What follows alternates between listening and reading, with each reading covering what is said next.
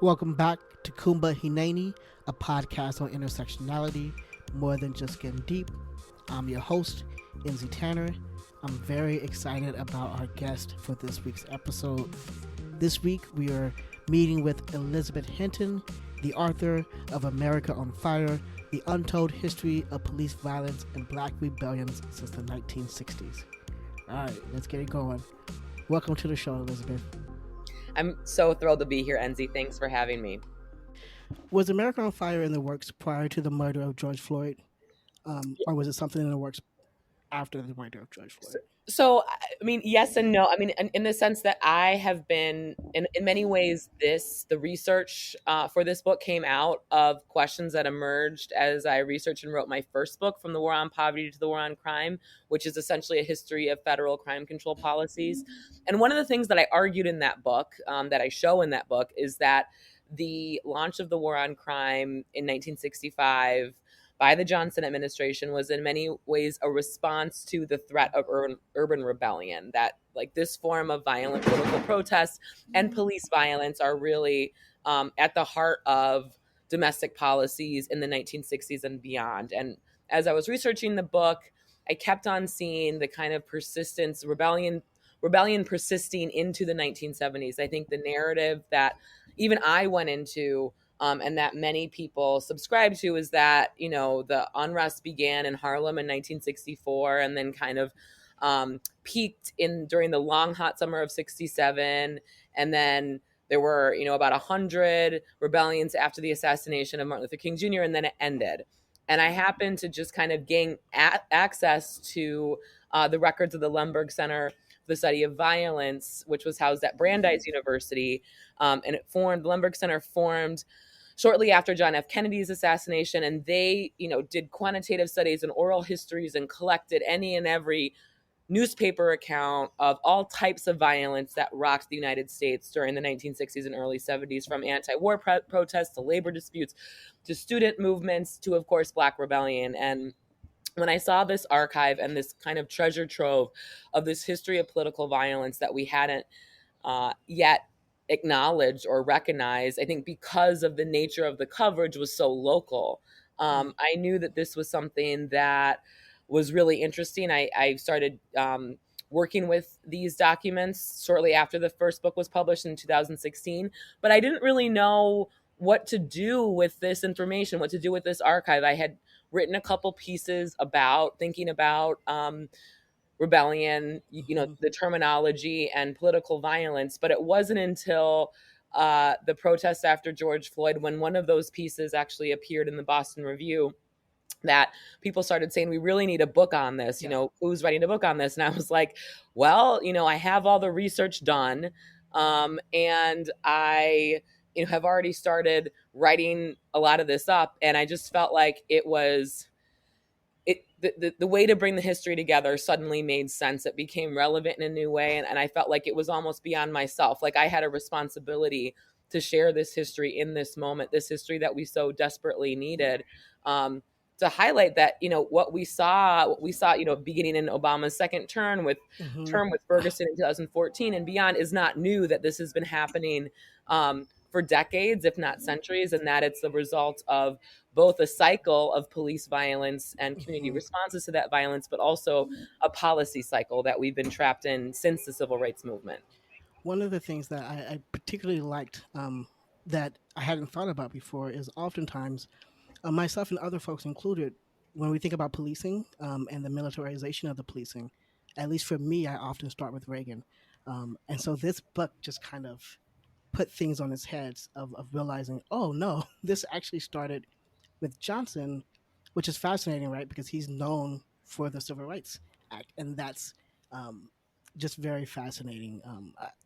One of the things I want to name or sort of point out is I had a very good education from preschool to eighth grade. I went to an all black Catholic school. I knew a lot about Tulsa, etc. Um, I was shocked because I didn't know about any of these rebellions from the '60s, particularly around the the bills and with Johnson. So I was very um, for lack of better words, just really shocked by that information. And I wonder if, I was just going to say, over the course of doing this research, I was shocked too. When I began, my first book came out of my dissertation research. I thought, initially it was Reagan, and then I had to go back to Nixon, and then I had to go back even further to Johnson, because Johnson called for the war on crime. This isn't recognized at the height of progressive social change in the civil rights revolution. And mhm, I also was shocked, as I just mentioned, I didn't know that, actually rebellion peaked after the programs of the war on crime began to hit smaller and mid-sized cities mhm, in, after Martin Luther King was assassinated. The Safe Streets Act was enacted in June. Martin Luther King was assassinated in April. So, in the summer of 1968 through 1972 is actually when we see nearly 2,000 rebellions in 1,000 segregated low-income Black communities across the United States. And, just uncovering the research itself was also shocking to me, because it's so far away from the narratives that we tell about Black protests, but also about liberal social policies and the Great Society and the Johnson administration. yeah, I'm excited about wondering how this can shift, this information and this knowledge could shift the narrative. I'm curious if it will. Um, but how can this information shift the narrative with knowing that this is, I mean, your first chapter, I believe, was called Cycle. And this is a cycle that continues to happen and in some ways hidden from view. For example, reading about the 2001 Cincinnati rebellion was a shock.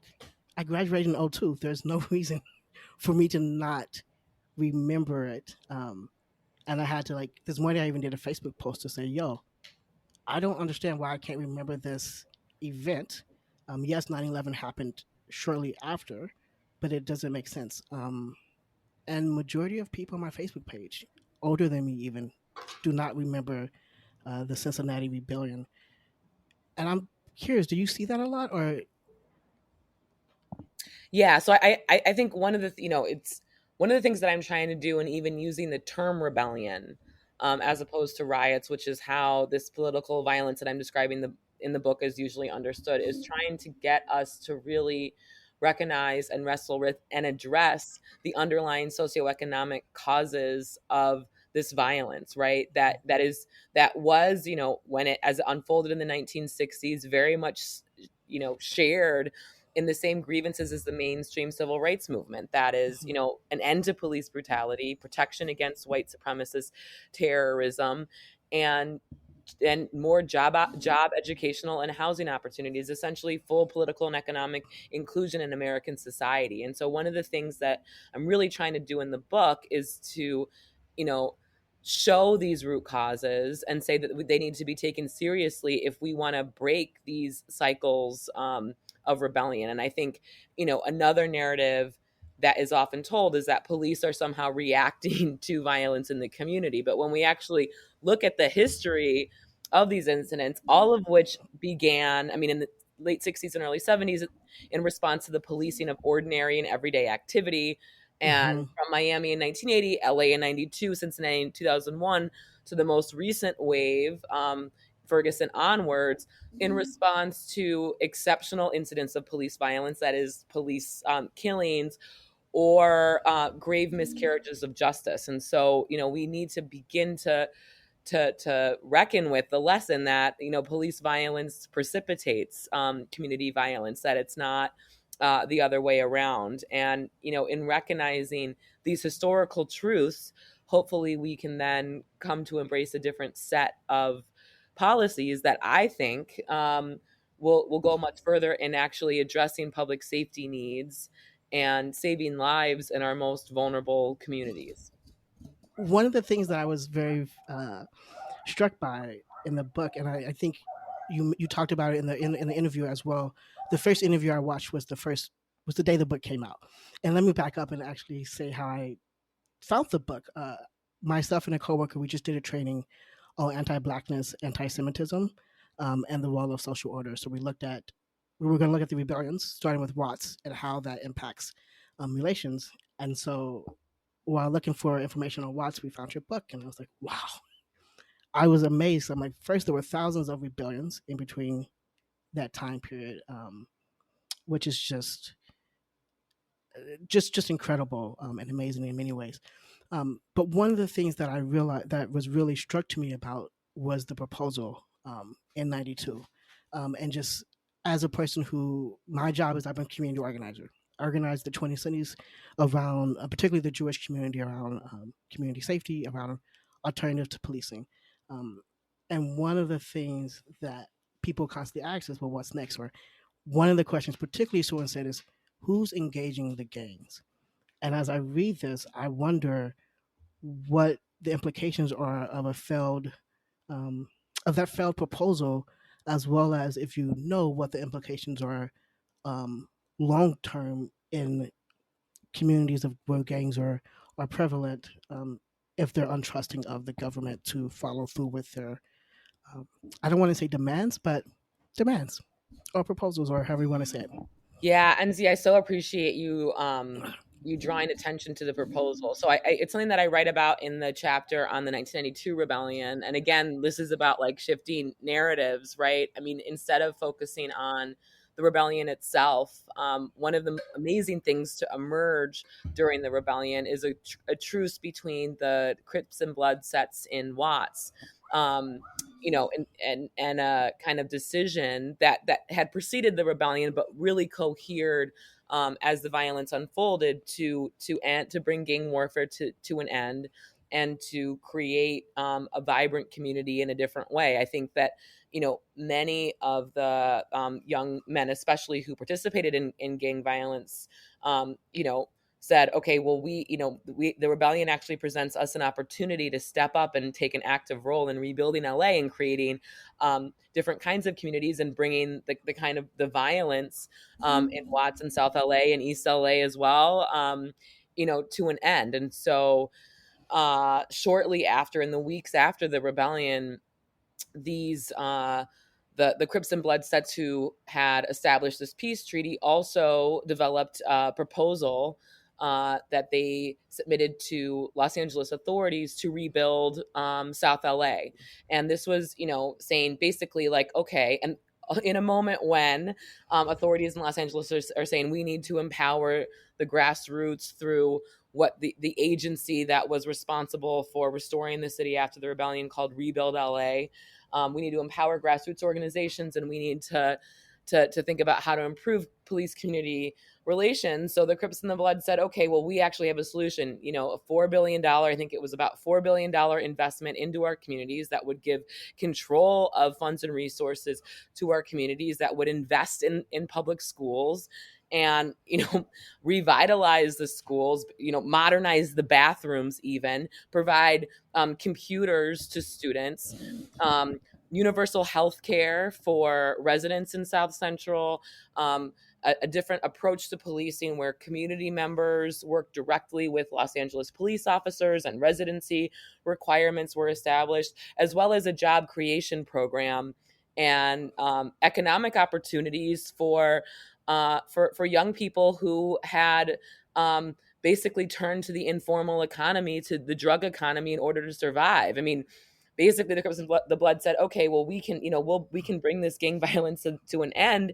Give us jobs, give us an alternative, um, and in return, we will stop killing each other." And sure enough, the Crips and the Bloods held out their part of the bargain. I mean, for in the years after the rebellion, especially in Watts, gang violence and homicides reduced dramatically. The city, on the other hand, did not live up to their end of the bargain. The ultimate response was a crackdown on gang members and so-called, I'm using scare quotes, illegal aliens, which officials from William Barr, who was Attorney General at the time, also the Bush administration, to officials in Los Angeles on down, saw as responsible for the violence. And this proposal is really a kind of a missed opportunity, and one that's also reflective of the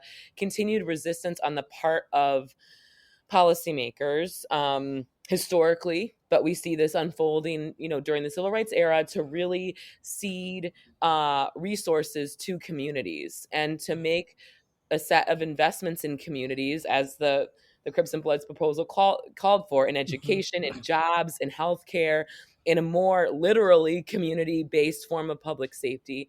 A resistance to that in effect has prevented us from effectively addressing root causes and combating the enduring problem of racial inequality and hierarchy in this country.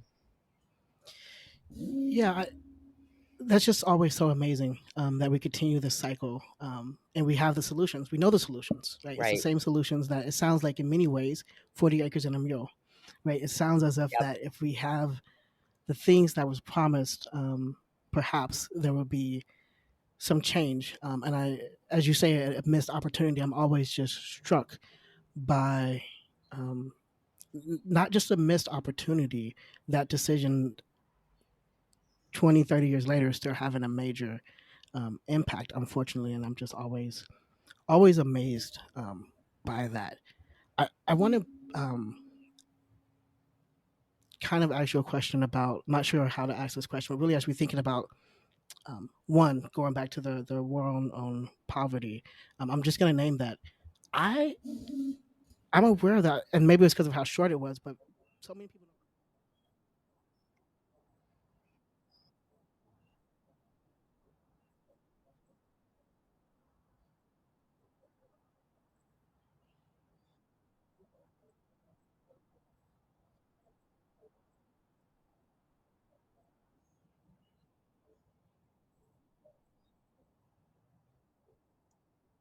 Yeah, I mean, so that Tupac quote essentially sums up definitely the history and the developments that I describe in my first book. And I think it's not so much that it wasn't paid attention to, because I think even as we remember the Johnson administration, I mean, Johnson is remembered for the war on poverty much more than the war on crime. Even though the war on crime is the much more enduring legacy of his domestic policy, but the problem with the war on poverty is that it didn't go far enough. It wasn't, despite the like grand term war on poverty, it wasn't a structural intervention in many ways because of the racist assumptions that Johnson and other policymakers had about Black Americans' poverty and crime, influenced by people like Daniel Patrick Moynihan, who was a sociologist working for the Department of Labor during the Kennedy and Johnson administrations, who released a very famous study on that's called The Negro Family in March 1965,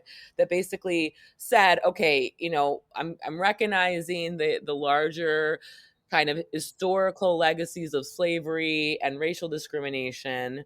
But ultimately, the problem of Black poverty is not the result of these developments, but what Moynihan called a tangle of pathology within Black communities. He especially drew policymakers' attention to female headed households and said, this is the root cause of poverty. And so this conception of poverty was deep, of Black poverty in particular, was deeply appealing to policymakers, because they said, oh, okay, well, we can address the problems of Black poverty relatively cheaply if they're behavioral, if they're pathological. It means that, we don't need uh, a major structural transformation. We don't need to provide jobs people. We need to train them for jobs. We need to provide remedial education programs for people. We need to, in the words of Johnson's Attorney General Ramsey Clark, help the disadvantaged help themselves. So for the Johnson administration, the war on poverty was really a self-help program, and the major structural intervention came through the programs of the war on crime, which expanded policing in targeted communities of color across the United States, that led to the transfer of surplus military weapons to urban police departments as a riot prevention and as a crime prevention measure, and that eventually that forced state and local governments to prioritize crime control by making hundreds of millions at the time, which amounts to billions today, available in new grant funds for crime control programs. We never saw this kind of investment in war on poverty programs. We never got out of the 1960s, out of the war on poverty, a job creation program for low income people of color, but we got a job creation program for police. And as these new federal programs, these unprecedented federal programs, unfolded into the 70s during the Nixon administration and beyond, increasingly too, the federal government began to incentivize the construction of prisons and the expansion of the prison system. And so, these policies at the national level really Mhm. help us understand how we became a mass incarceration society and how the conditions were set, through which an encounter between George Floyd and Derek Chauvin could end in the murder of George Floyd, and countless other scenarios that are caught in a similar cycle that we see continuing to play out again and again in cities across the U.S. Well, in Minneapolis, I mean, I live in Minneapolis, right? So that's Right. why and I'm mindful, right, that as you were talking, this cycle that continues, I'm thinking particularly of a Minneapolis activist who in 2014, I believe, said, if we're not careful, we're going to be the next Ferguson. This was before the murder of Jamar Clark. And then Jamar Clark was murdered.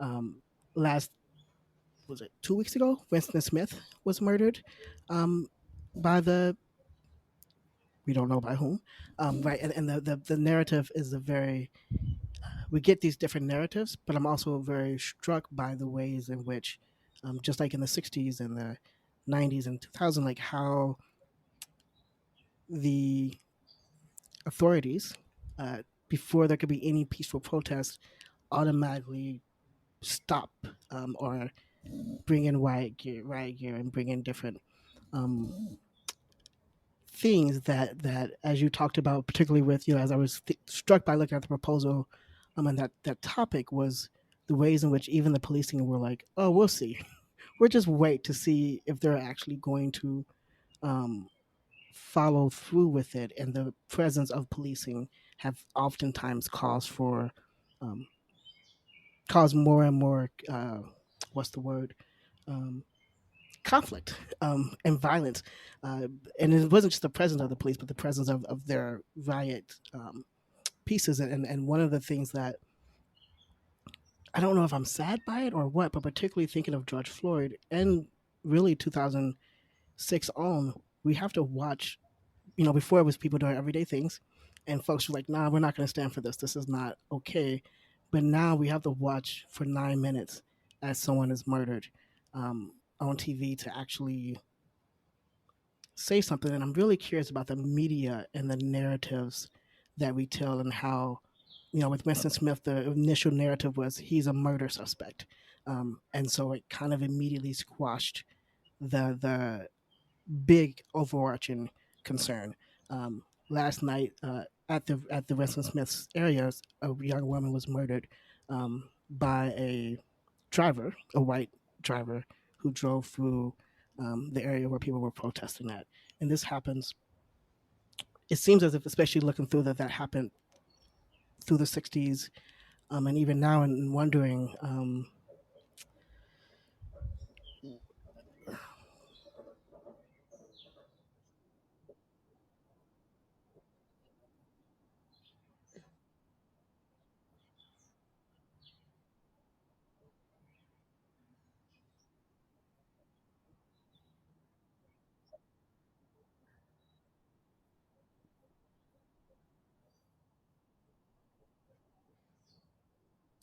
Yeah, and I'd love to. I also want to comment on what you were describing about Minneapolis becoming like, or even before George Floyd, the acknowledgement that Minneapolis could become another Ferguson, and just kind of like the nature of nonviolent protest. I think one of the things that's really important to recognize is that what distinguishes Ferguson, the protests in Ferguson onwards from the 60s and 70s, but also Miami and LA and Cincinnati, is that they all began with peaceful, nonviolent protests.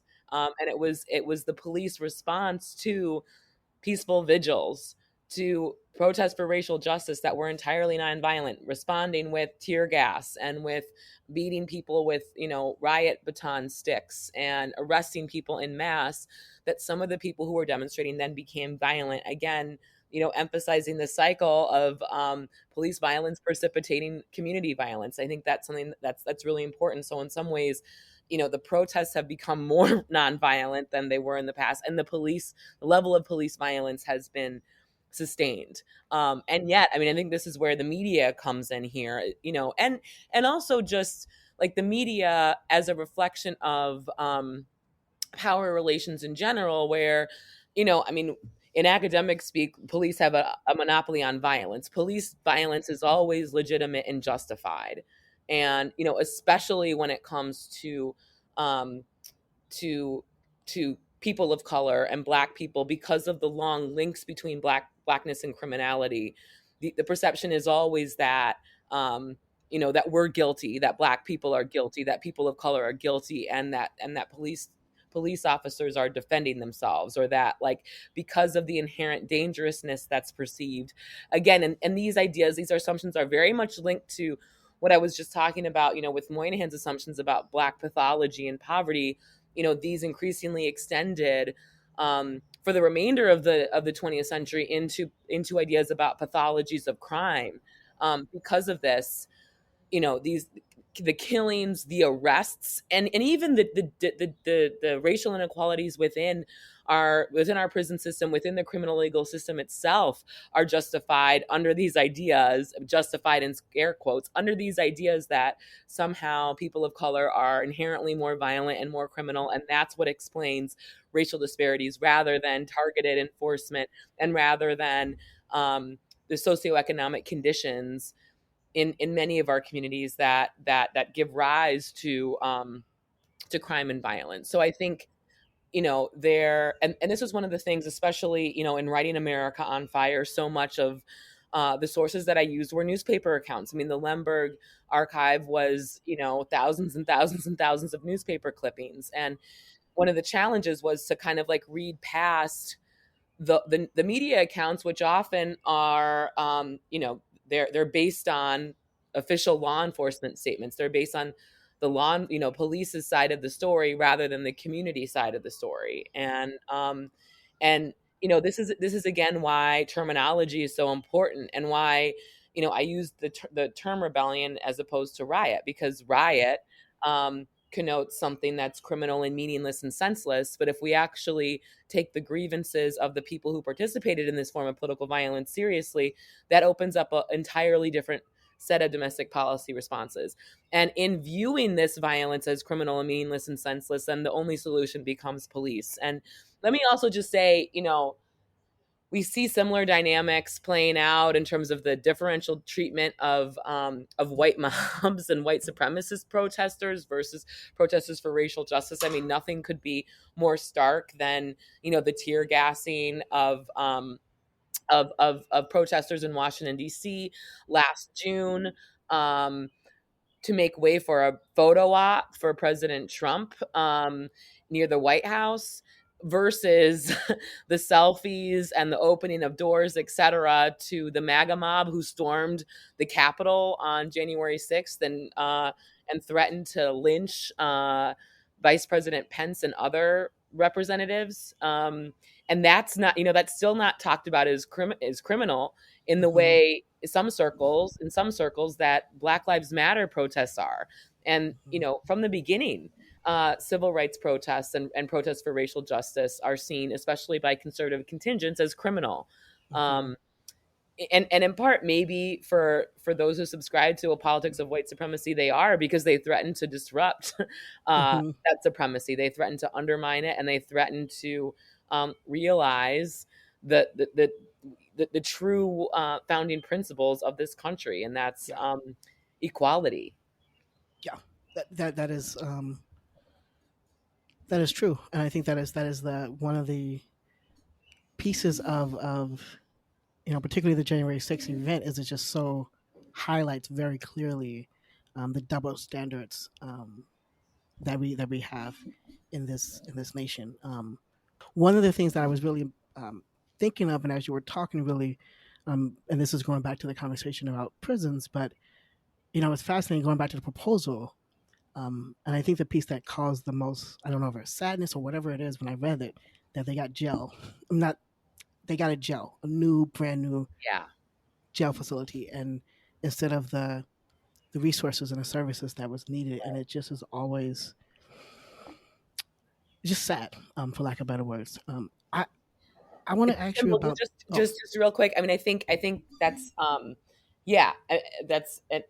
Talking about, instead of realizing, like all of these robust social welfare programs that the Crips and Bloods called for, the authorities in California and Los Angeles invested in a like jail that was, I think, 200 some $1 million, this new jail in the middle of Watts. And I think that's again this metaphor for, the ways in which in the post civil rights period, social welfare programs and kind of a robust approaches to empowering communities and redistributing resources in communities have continually been sidestepped in hmm favor of police and surveillance and incarceration. And we know this hasn't worked. I mean, it's that same metaphor out of the war on poverty. Instead of a job creation program for Black people, poor Black people, we get a police job creation program instead of, hmm um, you know, investing in the types of programs that the Crips and Bloods were calling for. They got a jail.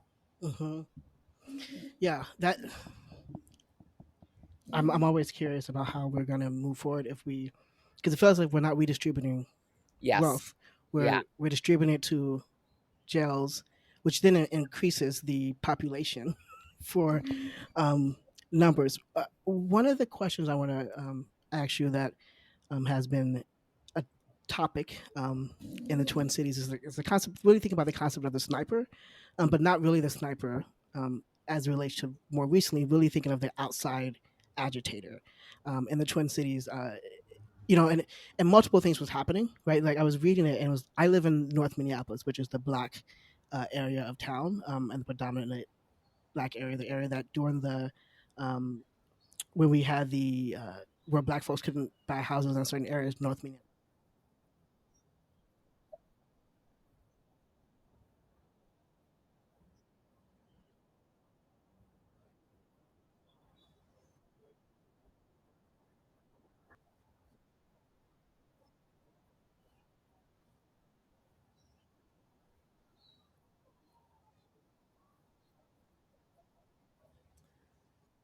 Yeah, so I mean, I think time and time again, one of the patterns that we see in responses to this political violence is the idea that it's like, I mean, in the '60s, it was the idea that, well, this isn't really, Black communities aren't really rising up. This is the work of communists. This is the work of Stokely Carmichael and the Black Panthers and Black Power activists, and this isn't really, reflecting the grievances of Black communities at large, but it's the work of other people coming in. I think this was a narrative that officials embrace historically, because again, it prevents them from actually dealing with the underlying causes that make people feel as if they have no recourse but to embrace a set of violent strategies to have their civil rights be realized. And so it's much easier to kind of blame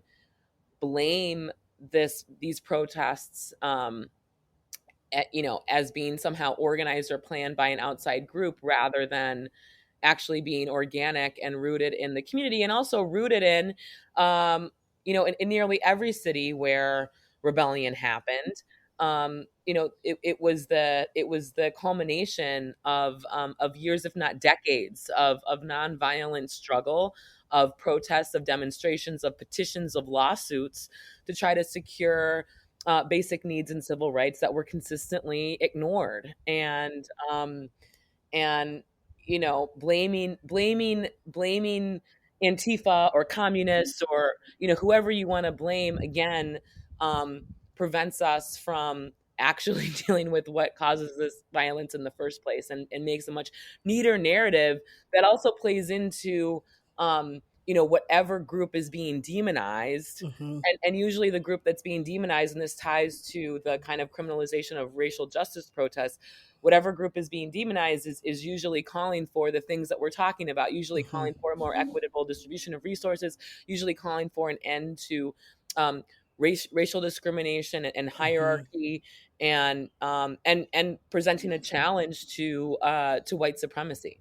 hmm One of the things I'm really struck by when I think about this outside agitator, I guess, in some ways, is the intersectionality between anti-Semitism and anti-blackness. Right, this Yeah. George Soros is Hmm. funding the movement. Right. This Jews funded the civil rights movement. This piece around black folks are not smart enough to do a rebellion uprising on themselves, and then this shifty, shady Jewish person that is controlling folks. And it's just so amazing that, and this is what the workshop was on last week, that in many ways, um, the powers that be is able to use our community to say, to control it in so many ways. And it's just fascinating. And I just wish that folks would be more aware of.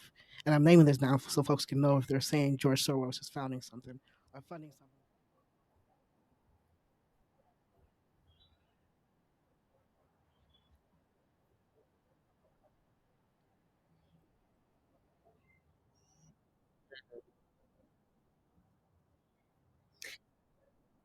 We also see, and I'm going to give my colleague, the brilliant philosopher Jason Stanley, a plug here, because we also saw this in the the presentation to the mob of protesters at the rally on January 6th. Right before Donald Trump spoke, there was a video that was shown conjuring up, all of these anti-Semitic images. And the George Soros and Chuck, like using the Chuck Schumer image, and embedding it within this kind of larger threat to white supremacy, and the idea that somehow Black Lives Matter and Soros and the Jewish elite are controlling the government and seeking to take it over for their own ends. Again, I mean, this goes back to a lot of the kind of nature of the anti-communism that Mm-hmm, seared so much of the politics and the racial repression of the 1960s. So in many ways, these struggles are deeply, deeply entwined. mm-hmm. Uh, I like that this how you talked about that they're deeply entwined because in many ways, while there's lots of work to do, in many ways this is a way that as a community, um, non-black Jewish folks, and non-Jewish black folks, and then all of us that's in between as well, can navigate really how to build solidarity together. I wonder how we can really, because I think the image you're talking about we actually use a lot. We used it for our training because that is such a huge scare tactic that folks are Yeah. able to use, the same type of fear around Jewish folks that they are around black folks in different ways, and it's kind of scary to be honest. Yeah, and also I think, the, like, kind of longer histories too. I mean, I'm as someone who has a Black and Jewish identity, when I celebrate Passover, to me it's like it's a history of freedom from bondage on both sides, both Hmm. my Jewish ancestors and my Black American ancestors. And I think, you know, the connections between just the confinement, the discrimination, and the turn to forms of confinement and incarceration that Black and Jewish people have faced historically, show us so much about the way that othering works, the way that racial Hmm. exploitation and oppression works. And we have, as well as, other oppressed groups. I mean, not just racially oppressed, but um, LGBTQ plus communities, and we all have so much more that grievances and in common. We have so much more Hmm. in common than that which divides us. I mean, even many of the people who support Donald Trump, who are also denied resources, who are also lacking kind of robust public works in their Hmm. communities, whose basic needs aren't being met. Racism and discrimination and anti-Semitism has been used as wedges to divide us when we have so Hmm. much more in common. And all that serves is the white supremacist elite. It's in Hmm. their interest to keep us divided, because when we realize that we're being oppressed and exploited by a Hmm. very small minority of people, then we can collectively come together and change our society and the world. I'm really looking forward for that to happen. Two of the things that I'm very believe is that one, identity politics is so important, but for some reason we've gotten away from understanding what identity politics really is, which is centering and understanding those who are most marginalized, Hmm. as well as an understanding of intersectionality. So the podcast I do is on intersectionality, and really, I don't know if I said it, but I'm a Black trans disabled Jew, and so really looking at like how do we build something new, right? Like how do we Hmm. build this new world that we don't need policing, that we are able Right. to be safe, and that and for me, when I say we don't need policing, I really do believe in a future where we don't need policing, Yeah. because if I, I want to believe that, and I'm not always an optimist, but I really I need to believe that, because I want my nephews and nieces and perhaps future children to be able to, I want to say this. I don't want to get scared when my nephews turn 13. I don't want to like have to be like, oh no, he's looking like a young man, and then have to be like worrying about how their parents are going to respond to that comment. Um, and I do believe in the good of all of us, and I think that there are some evil people, yes, but I do believe in the good of all of us, and I do believe that for centuries, for millennia, there was no policing, and that we could create a world and society that, um, these rebellions aren't needed to happen because we have equity and we have, um, the resources that we need. Um, I want to make sure. Is there anything that you want to make sure you bring up, or you want to? I mean, I just loved what you just said, Enzi. I think that we're complete kindred spirits. People ask me a lot, like, do you have hope and are you optimistic? And I think, and I am. I think, we have to be. And I do believe also that people are fundamentally good. And I do this work and I'm here because, for my children and my children's children. I have a 2-year-old daughter and I'm pregnant with, a son right now. And I want to build a different kind of society for them. And I believe that history has a really important role in that. And it might not Mm-hmm, happen in our lifetime, but I think we continue to do this work and to have these conversations and to get out in the streets and protest in order to get us there. And I also believe that it's possible. I think, if we give if we are able to provide a different set of resources, if we're be able to make sure that everybody, has access to decent health care, a healthy environment, food every day, educational opportunities so that they can realize their talents. mm-hmm, Um, we won't need policing. We won't need prisons. And I guess, I'm not optimistic that I will necessarily see that society in my lifetime, but I hope that I can help contribute to that, for my children and my grandchildren. And I see that as being, again, that outlook as being a really important guiding tradition within both, African American, Black American, and Jewish communities. And that's, I think, partly why for me that's just those are such important, values. mm-hmm, And I take from the history of the struggle for justice, as it's affected both communities as a kind of guiding light. I know ultimately we will triumph. yes. Thank you so much, Elizabeth, for those, words. That's really exciting to. First off, Mazel Tov. Thank you. That is very exciting. Thank I you. think that, bringing little people into the world is one of the most beautiful things. So I'm very excited for you in that. Continuing to expand our Black and Jewish community. Yes, Yes. I my rabbi's, daughter had the naming ceremony on Sunday, and I get excited when we build our communities, but particularly when we build our Black and Jewish community, I get like Yeah. extremely excited. So that is so beautiful. Elizabeth Hinton, the book is America on Fire.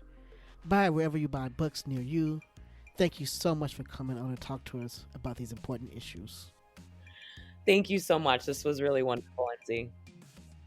Kumba Hineni, a podcast on intersectionality, more than just getting deep, is a part of the Jew Folk Podcast Network, a product of Jew Folk Inc. You can email the show at podcast@tcjewfolk.com. tcjewfolk.com. For more information, go to tcjewfolk.com/podcast.